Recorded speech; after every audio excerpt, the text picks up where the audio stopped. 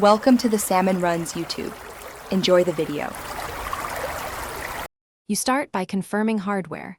Look at the Infinix Smart TV's back for an HDMI port labeled ARC or eARC and find the matching ARC input on your receiver or soundbar.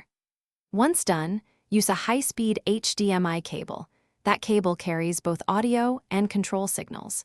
Make sure both devices are powered off before plugging in to avoid handshake errors. You do this now because ARC is the only reliable single cable path for TV audio and remote control between these devices.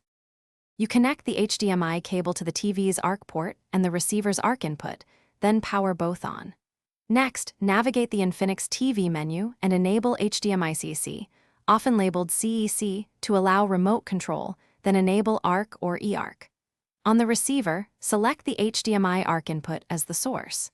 Make sure the TV's audio output is set to external speaker or HDMI ARC, and choose PCM or bitstream pass-through, depending on whether your receiver supports Dolby/DTS.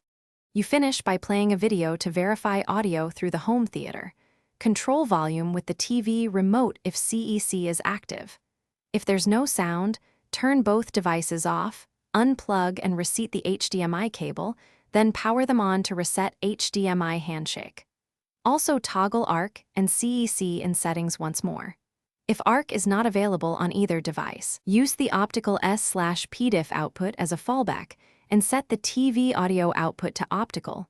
This avoids ARC features, but restores. Thanks for watching. Consider subscribing if we helped you.